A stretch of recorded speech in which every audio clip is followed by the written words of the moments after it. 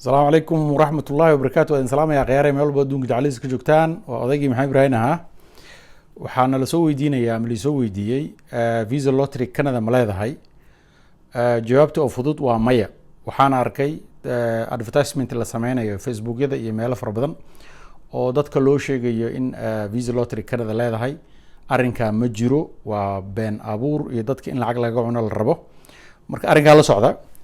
Number 2 waxyaalo badan oo kale oo waxa jira on ka war helayo oo ayagu laftirkooda dadka in lacag laga cuno la rabo si loo dhaho Canada in geynina ama visa idinayna ama kana idinayna marka waa digniin waa is ilaaliya barskars lacagiina yaa loo cunin hadii aad Canada imaanaysan si professional oo adiga aad garan karto oo xoolahaaga isku ku dhacmeenin baad ku imaan kartaa dadka processka ku jira ee sugaya iyagu waxaan dhihi lahaa hala samro waxaan loo samrin lama helo.